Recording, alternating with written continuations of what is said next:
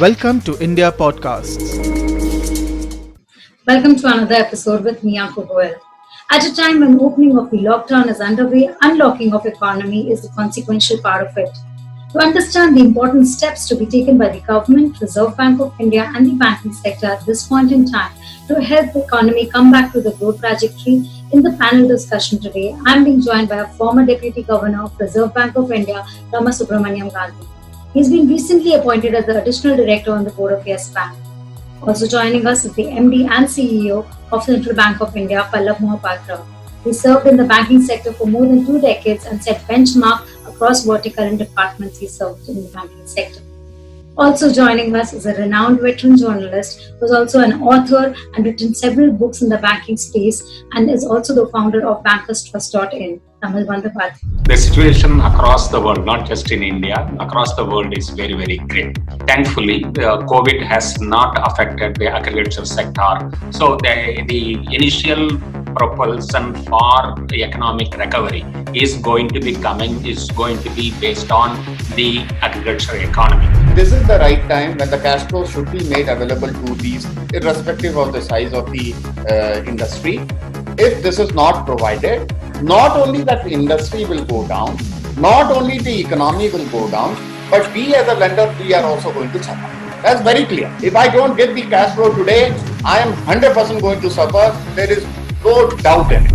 This year is definitely it's minus. To what extent we bounce back next year?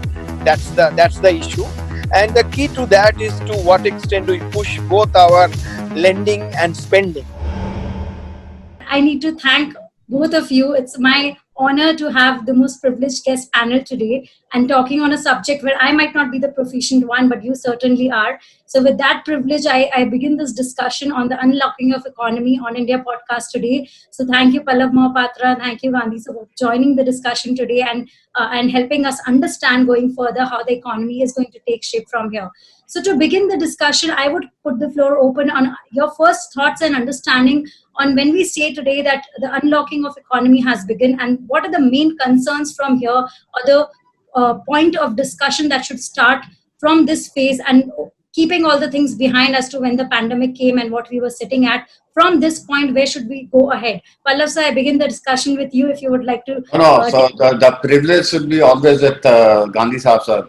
Exactly, the tossing should be coming. When I was CGM of Delhi Circle in SBI, sir was the deputy governor. So I used to be guided by him also. Okay. So coming to you, Gandhi sir, with your understanding of the situation now, and what is the first thought that comes to you that should be considered important from now on? Yeah, thank you. Thank you very much for organizing this, and I'm happy to be interacting with you and Mr. Mohapatra as well. And my best wishes to him now that he's heading a large institution. And I happen to be a director in that bank also for some time. So that way the association is definitely deeper. Fine. And yes, the situation across the world, not just in India, across the world is very, very grim. That we have to grant it. There is nobody has any illusion about any other way of describing the situation as of today. But that doesn't mean that we have to remain despondent and we can always look forward very, very positively. There are, as we unlock, as the economy and the country gets unlocked from this lockdown which had been imposed because of the COVID situation, we can certainly look at several silver lines which are very visible, and green shoots also are visible. And based on that, we need to build on those kind of symptoms, symbols, signals that we are getting. For example, very first thing is the economy. Agriculture economy, rural agriculture and rural economy. Thankfully, COVID has not affected the agriculture sector at all in whichever way we look at it, whether it is production or harvest or the monsoon that is expected to be normal in this current fiscal. So that gives us the real fillip for looking at very positively. And as we speak of, as we are today in 2020, even today, large segment of the population is still depend upon agriculture for their living. So that way, a very large segment of the population will continue to get income flow because they are taking care of agriculture. Either they are farmers or they are the agricultural laborers or rural artisans or whatever.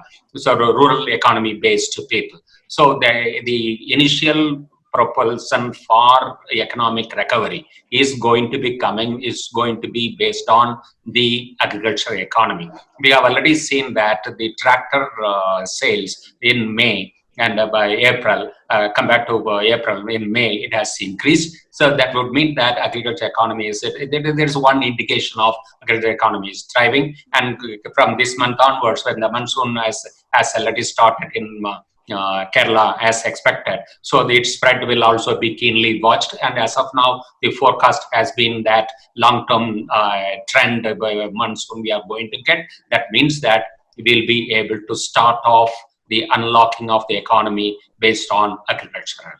That's my initial comment. As we go on, we'll build upon further indications of what we have. I love sir taking the cue from him, as agricultural growth can be one positive way of looking at the GDP, or to say the economy finding its way ahead. But demand, to understand, we know consumption has been low since we had been hitting the slowdown of economy before the COVID-19 outbreak had come in. Can we see the demand propelling, or are the initiatives already in place or ready to be taken? Because banks play a very important role. They have all been out to open their lending box for the MSMEs or the big corporate houses. How are you looking the demand trajectory going further from your banking point of view? To thank you at the outset and giving me this opportunity to be a part of a panel discussion with an eminent speaker and a regulator like Mr. Gandhi. But one thing, I totally agree with Mr. Gandhi that the silver lining is agriculture production. But there, because one is having a macro view on that. The second is having a micro view, because a banker generally works at a ground level. What we have seen is, though the production has been good, but the benefit, the 100% benefit of this good production, which should have gone to the farmers, that didn't reach them. Because now the government has to really seriously think of what should be the marketing mechanism for these agriculture produce, and whether really these MSPs are being made available to the farmers. On the ground, the reality is, for some technical reason or the other, these APMCs, the RTRs or these commission agents who work, they will treat a portion that this is damp, this portion of the paddy is damp, so this will not be taken into account. All those things, ultimately this is impacting the farmer. As a banker, what we should do, and I am pushing, that let us give the holding leverage to the farmers. Why there should be hurry for the farmers to go for the liquidity of the produce that they have got. So we are trying to basically help them in that regard. A very good scheme of Government of India to push the FPOs. So farmer produce organizations where they are getting upfront grant, that will also go a long way. But there also, what we will like, that really sincere, honest people should come into this particular fold, not for making basically money out of this. If sincerely the farmer cooperatives is being organized by sincere, honest people, this will go a long way. Now, when you are talking about the demand other than the agriculture segment, Yes. banks have a very important role, and through a lot of schemes of Government of India, and also the regulators are also opening up, providing more of the liquidity to the banks. The banks have started basically providing the liquidity to the production sector. Normally, when people say that the credit will create the demand, I as a banker personally, this is my viewpoint, the demand is created in the economy the credit helps the supply. Because if the credit is going to create the demand, the possibility of the misuse of that credit goes up. I will give you an example, very simple example. A unit needs 20 rupees. In order to create the demand, I give him 100 rupees. Either he will say that I don't want 80 rupees, or if he takes the 80 rupees, the risk of misuse of that 80 rupees goes up.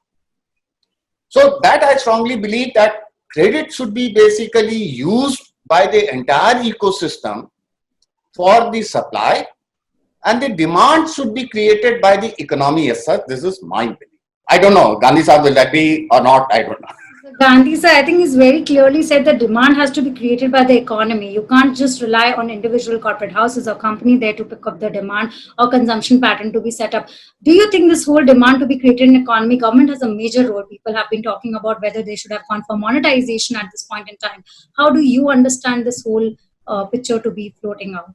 Yes, how the demand is likely to be. Yes, for credit, it is always good only if there is a demand for credit rather than the supply of credit getting precedence over the demand for credit. Because otherwise misuse and less or disuse will always happen. We have seen any number of times such whenever we had attempted to create demand through credit creation, it had resulted in unwanted results at the minimum, or at some time, because at the macro level it can always create the inflation. So naturally that is not the way to. We have to clearly understand where is likely to be demand coming from. In my opinion, demand is going to come from the following sectors. Let me explain more. First, of course, yes, because the income flow of both businesses and the individuals had been affected in the last 2-3 months. Naturally, people, normally we will think that people will not have sufficient cash flow to support their credit-based activities. Because of first of all, they have to pay back whatever commitments they had because they were past borrowing, and for indulging in further expenses, if they would need credit, they should always have that capacity to ensure and display and demonstrate to the lenders, that's the banks and other institutions, that they will be committed to be paying that in the coming days. So both will have to be there. On the first part, for the past during this period where people were unable to get their cash flows ensured because they had loss of income, loss of employment, another thing, that is where there is a bank had come out with a moratorium for both the businesses and the individuals. So 6 months moratorium is there. So that way, the past whatever commitment, the current commitment they had, now it has been postponed. It is possible to get postponed on their request, or some banks have given automatic also. For some segments, the borrowers it is automatic. For others, it has to be requested for another thing. Now, so the next Philip had come from government's announcement about encouraging cash flow or liquidity flow to the needy sectors of the economy, production sectors of the economy, more specifically the MSMEs and the agricultural sector and housing. So these three are primary objective of the financial package that has been announced by the Finance Minister of the 20 odd lakh crores of rupees. 80% is supposed to be coming from the liquidity flow from the Reserve Bank to the banks and from the banks to the borrowers. So the targeted segments are MSMEs and agriculture in a big way, 3 lakh crores plus 2 lakh crores, and another 90,000 for the DISCOM and for housing related because of the interest subsidy that is also likely to be creating demand for housing finance. So these are the thing. So that is one kind of credit demand is going to come from them. Whether it is going to be automatic, yes, the government and many segments of the economy and many stakeholders expect that it should be automatically increased. Obviously, banks cannot automatically sanction this kind of additional demand. Demand has to come from this institution. In all probabilities, MSMEs, whoever has got prospects for further. Whoever got orders, whoever got good prospects for their demand, they will definitely come forward to avail this additional credit that is likely to be offered by the banks. And this demand is all, and this credit will also be supported by government guarantees. So banks have an assurance of repayment. The needy sectors, where is whichever type, whether it's a small, medium, or micro, or whatever, they can always approach the bank for asking for such additional credit. So that is one type of credit demand is going to come. The other type of credit demand that is going to come, that is not covered under the financial package as such, but this is my own assessment, is going to be from the individuals. Because of the COVID, the blue-collared group of employees and even white-collared individual self-employed persons like doctors and lawyers, that kind of professional group of people who depended upon regular monthly income based on their services, they all have been completely affected in these 2-3 months. Yes. Blue collar, like the auto drivers, the plumbers, the electricians and others, they also lost their income during this period. Both these group, now going forward, immediately they are unlikely to get back to their normal cash flow, which used to be their income flow, which they used to be their area. So there is going to be a period of hiatus, period of adjustment. During this period, there will be a gap between their income flow and to maintain their standards of living, whatever expenses they have to make. To meet this gap, this group is likely to be demanding credit. This credit is going to be in the kind of personal segment credit, but that is number one. Number two, in terms of whenever they buy something, either through e-commerce methods or using their credit cards, we are likely to be seeing increasing demand for such credit. So easily, because credit cards, most of this group of people do have credit card. Their first resort is likely to be credit card dependence on credit card payments. So that already last 2-3 years, we have been seeing the credit card outstanding has been increasing. So we will be keenly watching for such data in the coming months. That will give us a clear indication that the demand from this group for consumption is coming from through this method. So that's why, because this group has to maintain their standards of living. That's a primary aspect of it. Individuals who lost their income because of COVID, to maintain their standards of living, they will definitely be continuing to be liking, because they have the capacity to earn.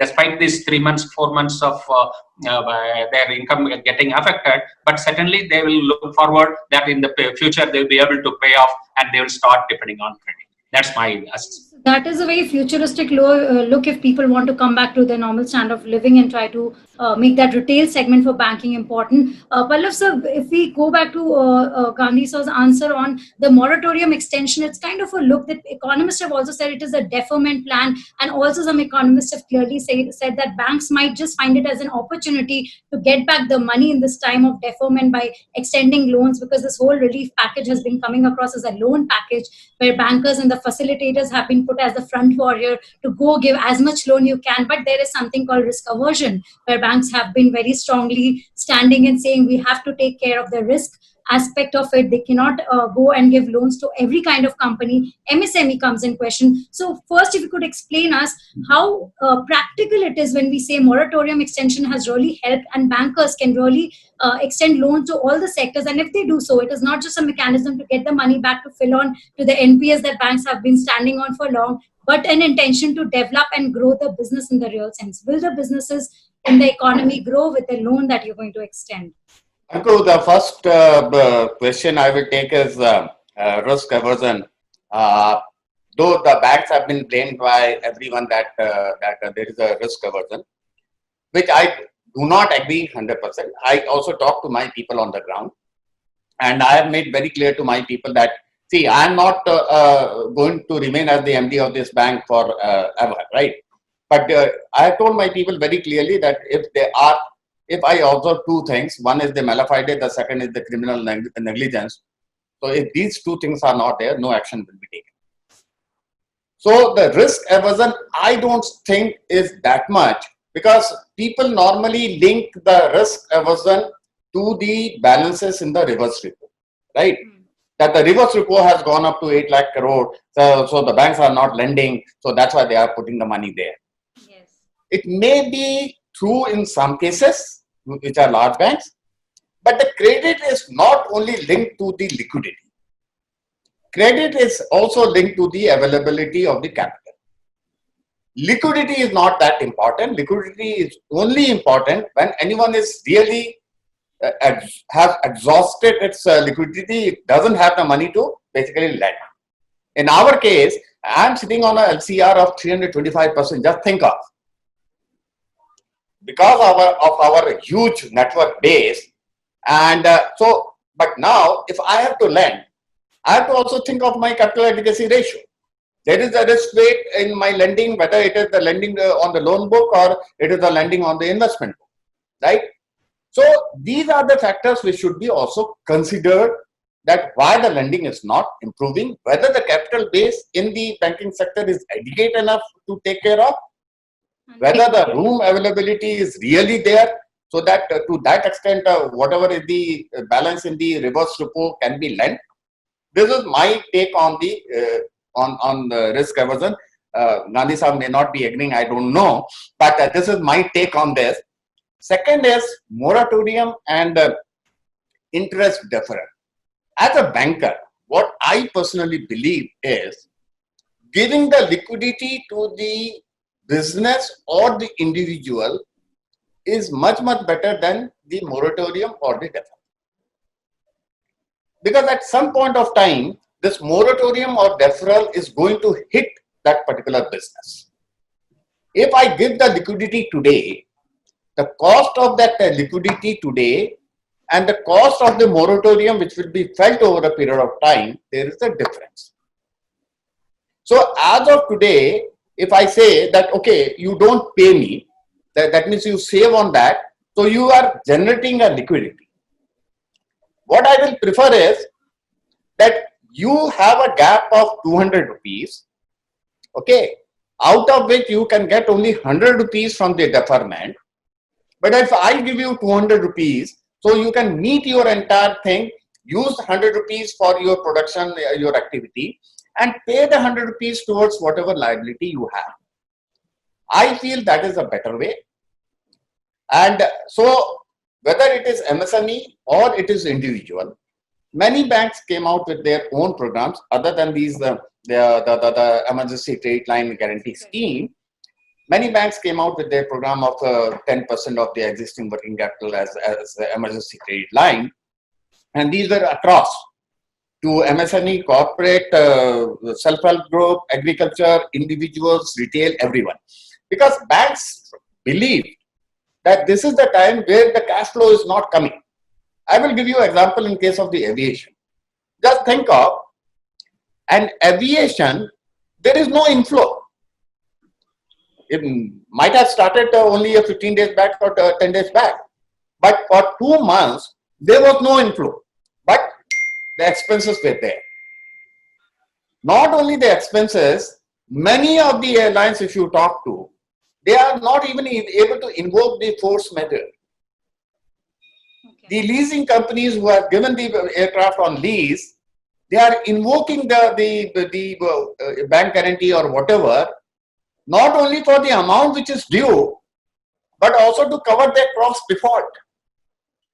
And this is the fact on the ground. And they have to pay the parking charges to the airport authority. Now, in such situation, a lender, what is the alternative left to the lender? Because the lenders have lent to the airlines, knowing it very well that these are the assets which are not owned by the airline company. The lenders had at that point of time 2 choices, whether to lend so that the aviation industry grows or not to lend. When the lending institution took a call to lend, that means they felt for this aviation industry to grow. I'm not talking about something other things which might have happened in the past. I'm talking about the genuine transaction. Now today, if this aviation industry is facing this genuine problem that there is no cash flow. There are some payments which are to be made to these leasing agencies, maybe the parking fees to the airport authority. Otherwise, their aircraft will be taken over. So if their aircrafts are taken over, there will be no further activity in the aviation industry or that particular airlines. Which is the better decision? If I put another 100 rupees into this, and there is a possibility that my whatever is the existing plus 100 rupees, there is a possibility of coming back. It is always better to take this call. Instead of, I pull myself back, do whatever you want. As of today, normally there is no other scope, avenue available for these corporate houses to raise the money. There are very few who can raise it. Same is the case with the tourism industry.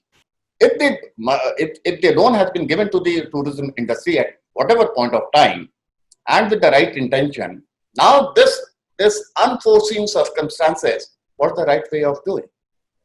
What I strongly believe as a banker is, if we really squeeze the pipeline of the cash flow, it is going to be really disastrous for the economy as a whole. Whether the government is going to give the guarantee or RBI is going to reduce the risk weight or there will be a restructuring package from RBI and whatever is the measure, but the cash flow is required for the economy as a whole. If it is not provided now, it is going to be very tough for entire. Gandhi, sir, I want to take you one to the reverse repo rate where RBI had come out, it's reduced it quite coming close to 4%. How do you look at that measure? Did it really help? Because banks, we have seen them quite park their money in the regulator there. They were giving, obviously now Mr. Mohapatra has clarified the reason of the banks not parking the money with the regulator was because they were being risk averse, but because the demand has to be there. And also we would like to understand from you that the steps taken by RBI large and large, the fiscal numbers have been quite conservative approach has been taken. So if you could just help us understand the repo rate and the fiscal. Okay. And before I would allow you to answer, we have another participant there, Mr. Tamal Bandopadhyay, who's just joined in. He's been just trying to connect with us somehow and he's here, giving us a full understanding that he's traveling in the COVID time, which is not safe, Tamal sir. You're quite taking the challenge headstrong there. And here we are joined by, obviously, both your friends in the industry and the space that you've been covering for more than 2 decades now. So we are at the question where you're trying to ask the Mr. Gandhi about how does he look at the fiscal aspect of it, the conservative aspect to it, in which the RBI is looking at. Good evening, Kamal. It is a surprise. Good. Anko has I kept the surprise because I was also not sure whether you are always welcome. That's okay. Now to specifically to answer the queries relating to reverse repo. As a reverse repo, the basic purpose is that a banking system has temporary excess liquidity in their hands, which they cannot deploy in borrowers lending activity. So whereas lending activity is likely to, as per projections, is likely to be happening down the line within next few weeks or so. So until that period, whatever is the excess, as the central bank mops it up through the reverse repo arrangement. That is the very purpose. It is the very purpose for very short period, excess flow will be absorbed by the central bank. And when it's in its own assessment in recent times, despite creating that much of excess liquidity into the system, because the system requires they have a large liquidity, whereas the liquidity flow is not going to the rest of the system, rather banking system is bringing back to Reserve Bank of India. So as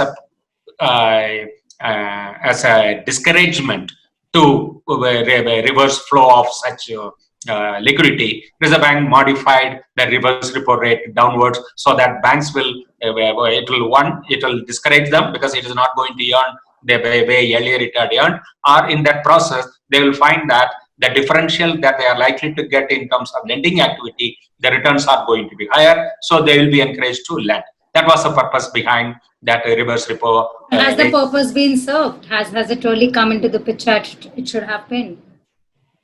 Obviously, it has not happened so soon because the liquidity creation by the Reserve Bank is really, really very large. Because it committed that for the economy which is in trouble, unless visible liquidity flow by the Reserve Bank is seen, it will be only seen that it is talking, but it is not following up with any action.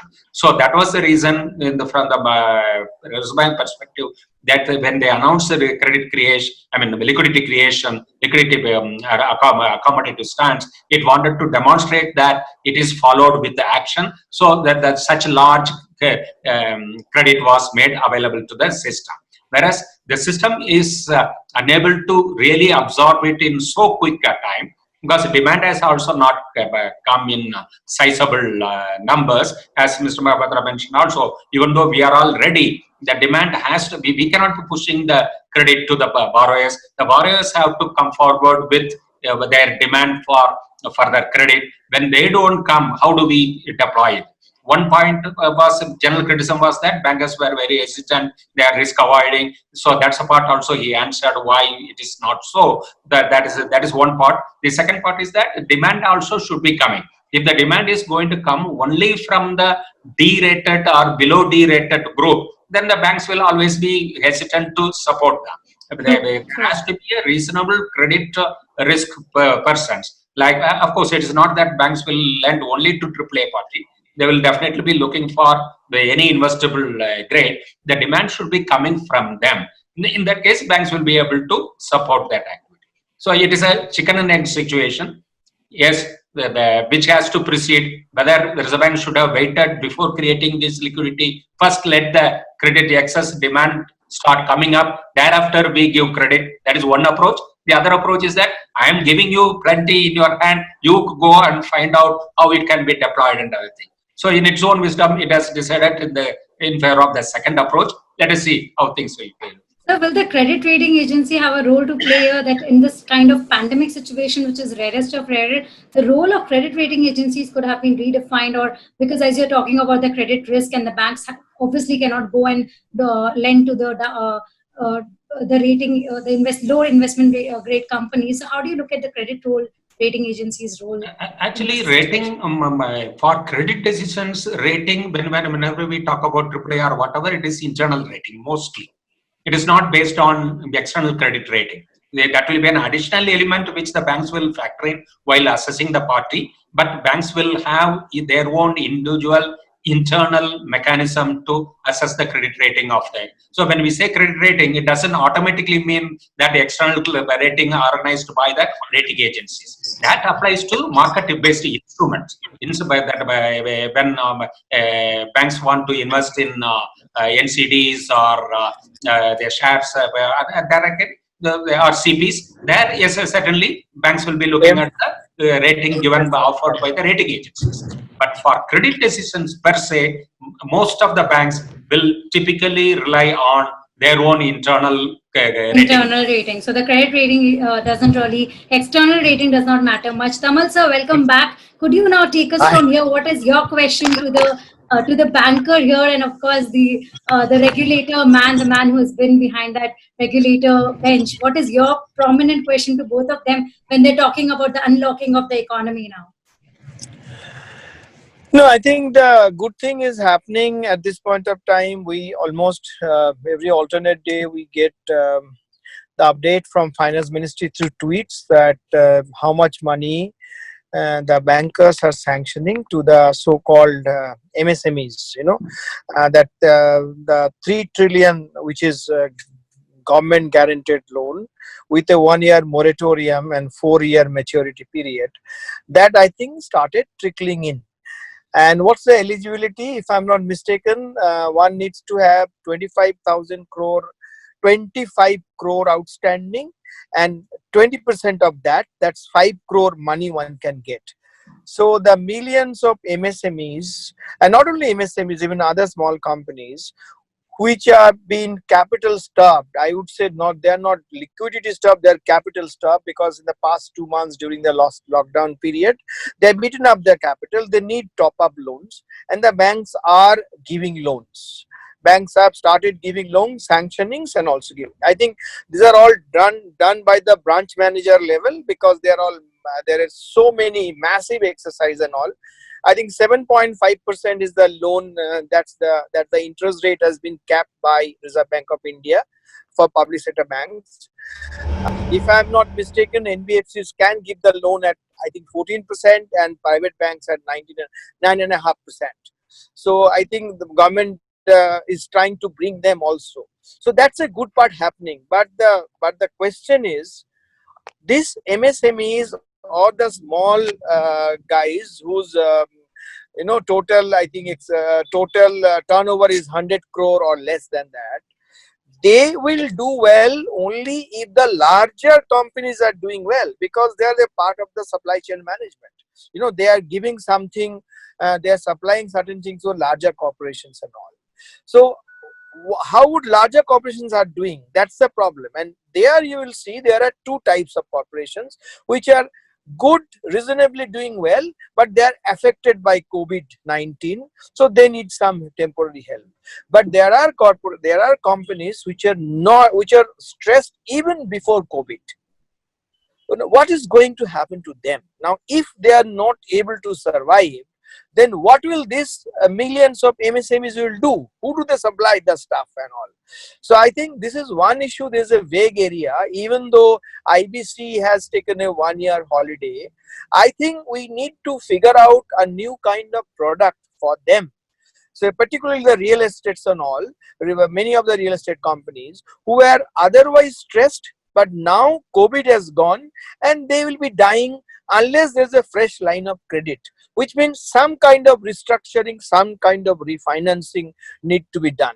I think this is a very, very big challenge. Now, if I want you to take that first from just one more thing I just want to point out is this. If you look at the June 2019 Reserve Bank of India circular, which talks about all these kind of things. So there RBI has allowed restructuring of loans only in case the banks are able to get a new promoter.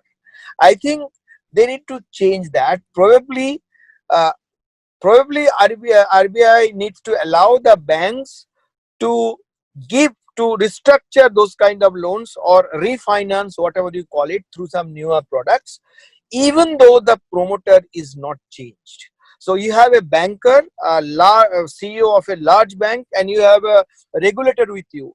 I think to both of them, my question is this: yes, 3 trillion rupees to the MSME segment, government guaranteed loan with 1-year moratorium is good enough. For that segment. If the banks have started giving it, but in isolation, what would those small units do unless the larger corporations are back to health? And part of some of the companies would be okay, but many of them are not okay because they were stressed even before the COVID. So shouldn't we do something for them?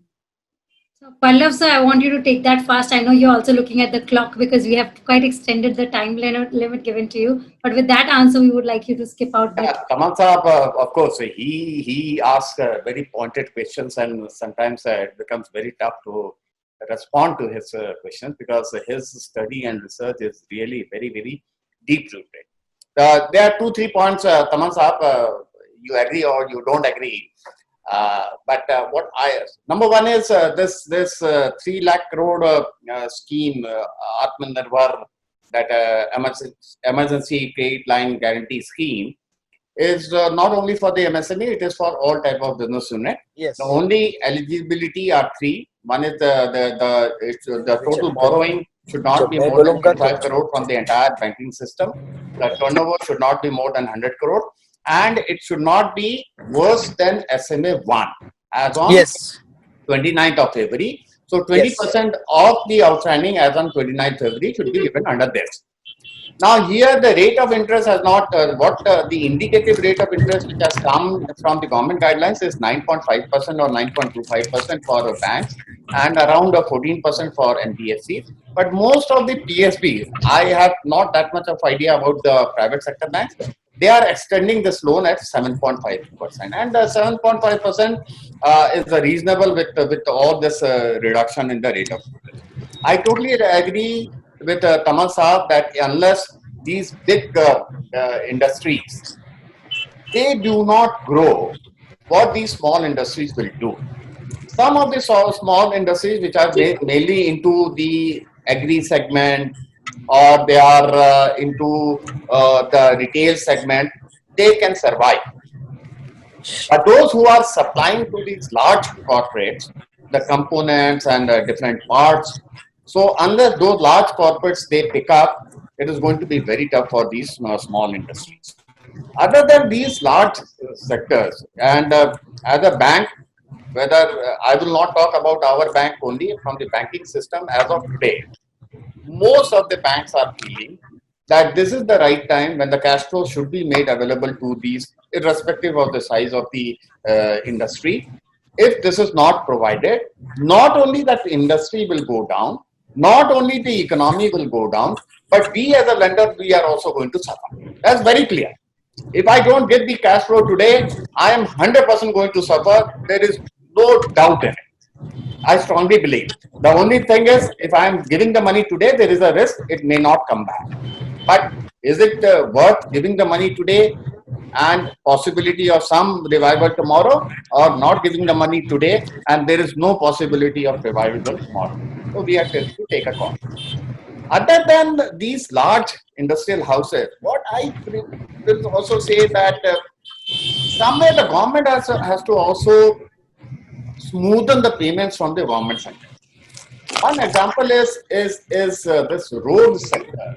As Taman Saab was saying that some of the units which faced the problem even before the COVID, and one of the major units which faced the problem is the infrastructure, and in the infra is the road sector. I'm not saying that all the developers were up to the mark.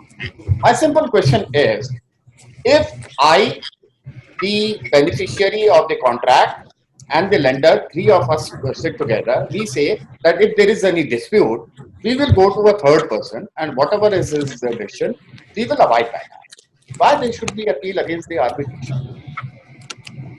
The amount of money which is stuck there, that's a huge amount. So if this amount comes back into the system, that is going to help the economy in a large way. So it is not that that money has gone out somewhere. Whether it is stuck with these big industrial houses, whether it is stuck with some of the government departments. Just think of the Genco. If he doesn't get the payment from the DISCOM, how he will be able to produce more? And why there should be any now? If the DISCOM, if there is any loss on your business, you have to basically see why the loss is there. You have to plug your losses instead of choking the payment to the Genco. 100% of the Gencos are not above the board. I'm not saying that. But those Gencos who are genuine Gencos, they are not getting the money back. They have set up in India, they have set up the facilities and the way these facilities are being sold, even before the COVID, through whatever the one-time settlement or through the NCLT, these were at dirt cheap prices. The other point what Taman Saab was saying regarding the change in management, sir, as per RBI regulation, what they say is that if there is a change in management, then the account will not be downgraded. Yes. Or if it is an NPA, then it will be upgraded, but the provision will not be written back. Yeah. Here the question is, if suppose the same facility is to be extended to the existing promoters, then there should be two things. That the existing promoter is a genuine promoter. Existing promoter, whether he has the money or not, at least some percentage of whatever is the additional requirement, even if it is 5%, 2% or 3%, should be brought in by the existing promoter. Because if he doesn't have the skin in the game, normally the interest goes out. And that's the reason, as a banker, I will prefer to have another promoter who is bringing in his skin in the game, so that there is a sincerity available with him, provided he is capable of running the unit. This is my take on the restructuring. In some sectors, definitely the restructuring package has to come. One is the aviation, second is the tourism, and third is the commercial real estate. Because here you put whatever money, that money is not sufficient to revive that particular sector. They need much more time than what other sectors need. This is my assessment on the ground.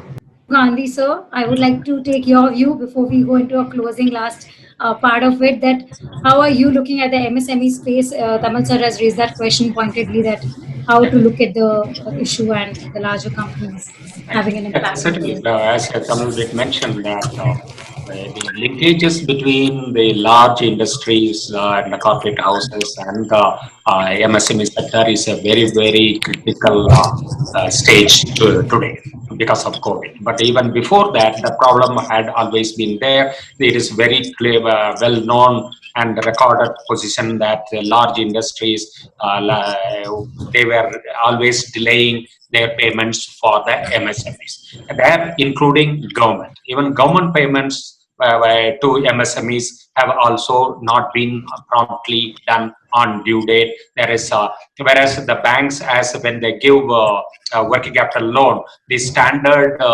expectation is that the bills will be paid in invoices will be paid within 90 days. So 90-day credit time only is available for that much credit only banks typically factor in. Whereas in practice, all the MSMEs, by minimum 6 months to even 1 full year, they have to wait before their cash dues are paid by large industries or even government. That needed to be definitely be attended to. There, my verified in another webinar, I did mention that thanks to GST, there is a possibility of putting a stop to this behavior.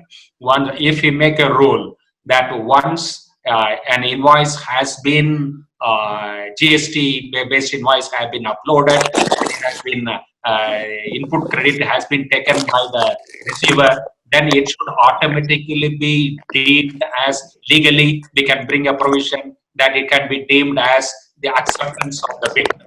Once it is accepted under the law, under the negotiable instruments, another thing, then banks will have the right to enforce that in due time, whether the 90 days or whatever is the period within which the bill has to be paid. Then bill discounting mechanism will automatically kick in, and on due date, the large industries or the government department, whoever has received that supply, they can be debited, and these individual MSME units can be paid off. These are the structural change which we should talk about, because this is a rampant practice across the system for so many years, that because all these MSME depend upon the good will of their principals, whether the large industry or the government, they are at a completely disadvantaged situation, and in the COVID situation, they are definitely much more dependent. So some kind of legally automatic payment of the payments for the MSMEs when it comes, that will help matters. Yes, the government had come out with a transparency in terms of in the annual report, all the companies will have to declare what is their due in the MSME. That is insufficient, because that doesn't put them any kind of this famous, nobody is bothered about such transparent information, whereas it should be, we have to make it automatic payment. So that's what we should be working towards.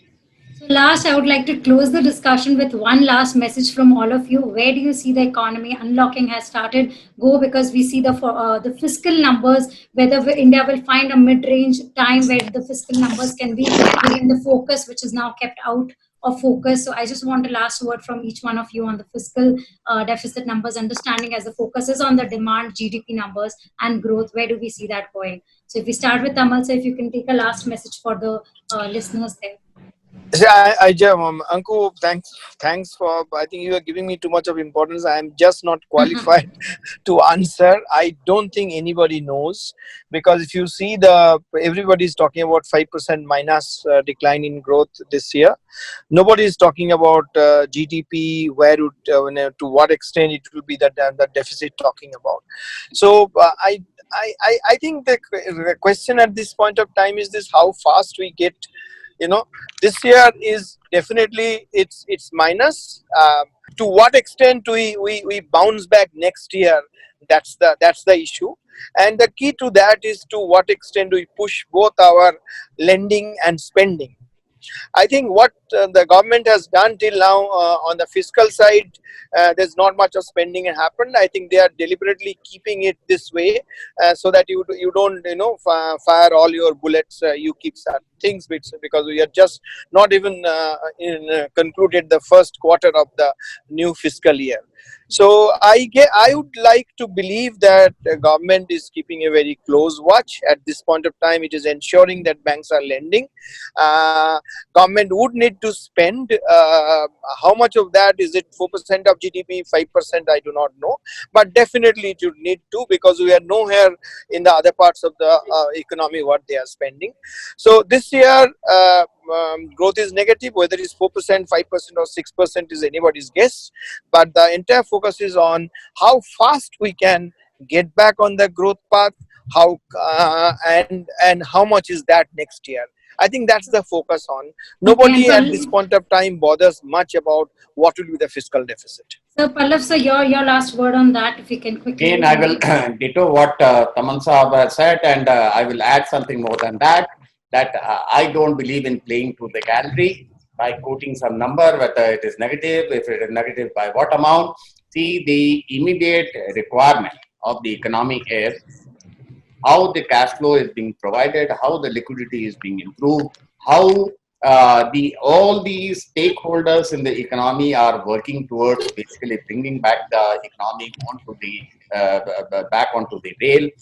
That is the focus, and the end number, whether fiscal deficit or the growth number, will be only the outcome. If the efforts are sincere, outcome will be better. That's all. Outcome will be better. And last word from you, Mr. Gandhi, and thanks all for sparing that much time, which exceeded by I think more than 30 minutes of the time allowed to me. But your last word on the fiscal numbers and how do you look the growth coming next year now? Yeah, fiscal, as Tamal did mention, that the government has been very careful in not opening up too much, because they have to keep several capacity for meeting the requirements down the line. So that's why the initial reliance had been mainly on liquidity flow, credit flow from the banking system and the Reserve Bank of India. So they have kept the powder dry. Because already they had spent about or announced about 2 lakh crores from the fiscal, direct impact on the fiscal, and something more has also been announced as part of the financial package. So they, obviously going forward, they will definitely be able to utilize this capacity, because that's a clear consensus across everybody that government can and should spend more. That's a real big advantage for the people in the finance ministry, except the rating agencies. So that impact also government has to keep in mind, and that way they have been very prudent so far.